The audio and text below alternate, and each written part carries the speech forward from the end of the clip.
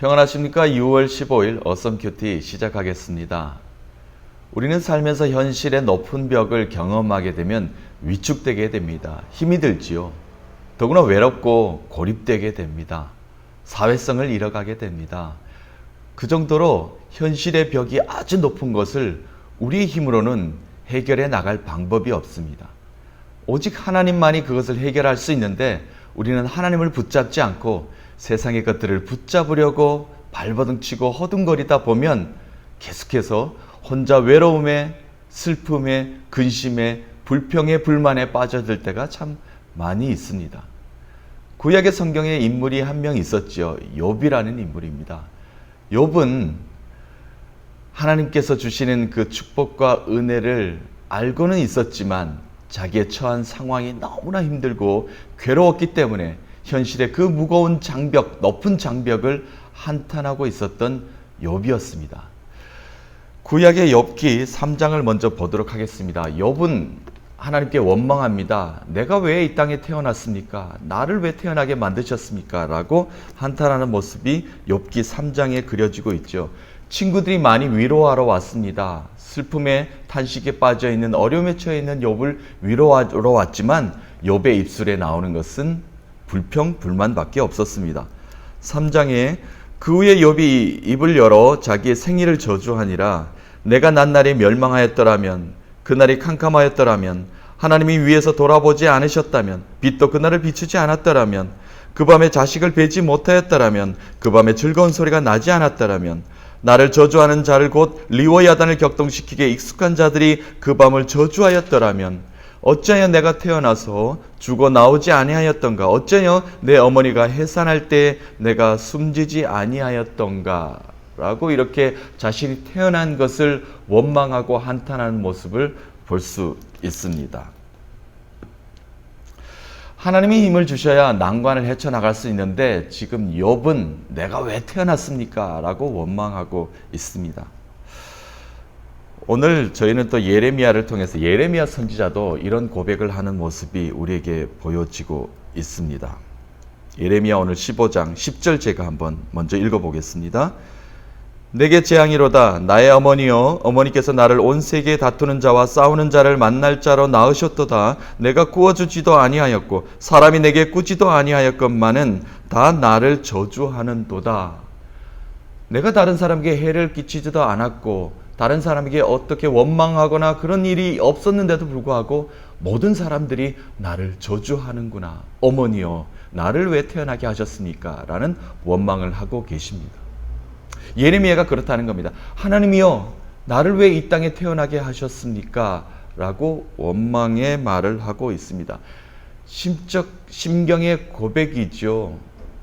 세상의 벽이 높음을 한탄하고 있는 모습을 우리에게 보여줍니다. 그래서 하나님께서 말씀하십니다. 걱정하지 마라. 내가 너를 도와주겠다. 내가 모든 사람들을 벌할 테니 너는 마음에 근심하지 말라라고 이렇게 말씀을 주십니다. 11절부터 14절까지 계속 주고 있는데요. 내가 진실로 내 원수로 재앙과 환난의 때에 내게 간구하게 하리라. 13절 내 모든 죄로 말미암아 내 국경 안의 모든 재산과 보물로 값없이 탈취를 당하게 할 것이며 내 원수와 함께 내가 알지 못하는 땅에 이르게 하리니. 재앙이 있다는 겁니다. 멸망이 있다는 겁니다. 너를 해하는 모든 사람들을 내가 벌하겠다라는 말씀을 하고 계십니다.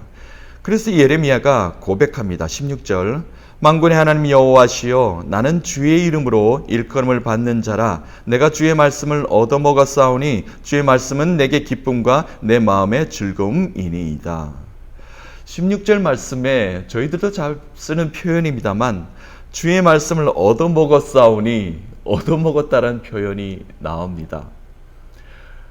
주의 말씀이 내 입에 그냥 넣어줬다는 겁니다. 얻어먹었다는 겁니다. 가만히 있었는데 하나님께서 주셨다는 겁니다. 그 말씀, 주의 말씀으로 통해서 내가 기뻐하나이다 라고 고백하고 있습니다. 시편으로 한번 가보겠습니다. 시편 기자의 고백이 이 말씀과 비슷한 말씀이 있습니다. 시편 119편의 말씀 105절입니다. 주의 말씀은 내 발의 등이요 내 길의 빛이니이다. 이 고백이 저희 잘 아는 말씀이죠. 주의 말씀은 내 발의 등입니다. 그리고 내 삶의 길에 빛이 됩니다. 라는 고백입니다. 103절 말씀이에요. 주의 말씀의 맛이 내게 어찌 그리 단지요 내 입에 꿀보다 더 나니이다. 이 말씀으로 우리가 기뻐하며 감사하며 살아갈 수 있다는 겁니다. 자, 시편 119편을 저희가 잠깐 한번 보고 가도록 하겠습니다. 시편 119편은 말씀장이라고 이렇게 이야기를 하고 있습니다. 언어적 구조가 완벽하게 되어 있는 것으로 우리에게 잘 알려져 있는데요. 말씀 왜 말씀장이라고 이야기하냐면은 하나님이 주신 말씀, 알파벳, 그 문자로 이 시가 지어졌기 때문에 그렇습니다. 히브리 언어, 구약은 히브리 언어 쓰여졌는데요. 히브리 언어의 알파벳, 알렙에서 타브까지 22개의 그 알파벳으로 1절부터 쭉 연결되어 있습니다. 그 구조가 완벽하게 알파벳 첫 글자로 글을 썼다는 겁니다. 그러니까 하나님이 주시는 그 말씀, 언어, 문자를 가지고 하나님을 찬양했던 시입니다. 주의 말씀은 내 발의 등이요 내 길의 빛이니이다. 완벽한 말씀의 표현이 이 시편 119편에 기록하고 있습니다. 신약을 한번 보겠습니다. 신약도 알파벳으로 하나님께 영광 돌리고 하나님의 말씀을 표현한 것이 있습니다. 요한계시록입니다. 1장 8절에 보니까 주 하나님이 이르시되 나는 알파와 오메가라. 이제도 있고 전에도 있었고 장차 올 자요 전능한 자라 하시더라. 우리 너무 잘 아는 말씀이죠. 알파와 오메가, 처음이요 마지막 되시는 그 전지전능하신 하나님 아버지. 헬라 언어입니다. 알파벳에서 A입니다. 알파로 표기합니다. 알파에서 마지막 글자 알파벳 오메가입니다. 그러니까 하나님의 말씀은 태초에도 계셨고 장차 있을 마지막까지 있을 하나님의 말씀을 이야기하고 있습니다. 그렇습니다. 오늘 예레미야 선지자가, 예레미야 예언자가 하나님께 고백하는 말씀, 주의 말씀을 내가 얻어 먹었습니다. 주의 말씀 태초부터 계셨고 오늘도 계시고 앞으로도 계실 그 말씀을 내가 바꿔보니 주의 말씀은 내게 기쁨이요 내 마음의 즐거움이었습니다. 라고 이렇게 고백하고 있습니다. 이 고백이 우리의 고백이 되었으면 참 좋겠습니다. 오늘도 우리가 말씀을 묵상합니다. 언어적인 것입니다. 하나님이 말씀으로 우리에게 주셨습니다. 우리가 눈으로 보고 알 수 있습니다. 귀로 듣고 알 수 있습니다. 그것이 바로 하나님의 말씀입니다. 내 삶의 빛이 될 줄로 믿습니다. 17절, 18절 제가 읽어보겠습니다. 그렇습니다. 예레미야에게 이 기쁨을 주신 말씀, 그러나 예레미야는 그 기쁨을 지금 누리지 못하고 있습니다. 지금 현재 하나님의 말씀은 나의 삶의 기쁨인 것을 알고 있지만 내가 그것을 누리지 못하고 있음을 고백하고 있습니다. 내가 기뻐하는 자의 모임 가운데 앉지 아니하며 즐거워하지도 아니하고 주의 손에 붙들려 홀로 앉았사오니 이는 주께서 분노로 내게 채우셨음이니이다. 나의 고통이 계속하며 상처가 중하여 낫지 아니하면 어찌 됨이니까 주께서는 내게 대하여 물이 말라서 속이는 시내 같으시리이까 라고 이렇게 하나님께 반문하는, 하나님 어찌하여 이런 일이 내가 기뻐하지 못하고 많은 사람들과 기쁨을 나누지 못하는 삶을 살고 있나이까 라고 본인 스스로 한탄하는 모습이 보여집니다. 그렇습니다. 하나님이여, 내가 이렇게 하나님께서 주시는 그 기쁨을 누리지 못하고 있는 모습을 하나님께 보이고 있나이다. 내가 고립되어 버렸나이다. 내가 하나님 외로워서 내가 하나님께 기뻐하며 감사하지 못하고 있나이다. 그래서 주님을 의심하고 있고 늘 불안에 떨고 있는 삶을 살고 있습니다. 라고 고백하고 있습니다. 19절 말씀에 그래서 하나님께서 말씀을 주십니다. 걱정하지 마라. 여호와께서 이같이 말씀하시되 내가 만일 돌아오면 내가 너를 다시 이끌어 내 앞에 세울 것이며 내가 만일 헛된 것을 버리고 귀한 것을 말하면 너는 나의 입이 될 것이라. 그들은 내게로 돌아오려니와 너는 그들에게로 돌아가지 말지니라. 여기 말씀 중에 보면은 너가 기쁨을 되찾고 너가 다시 한번 더 나의 증거자로 예언자로 선지자로 하나님의 사명자로 쓰임을 받게 되면은 너는 나의 입이 될 것이라 라고 이렇게 말씀하고 계십니다. You will be my speaker. 너는 나의 스피커가 될 것이다 라고 이렇게 말씀하고 계십니다. 대언자이지요. 이 말씀은 저에게도 참 힘이 되는 말씀이었습니다. 얼마나 기쁜 말씀입니까?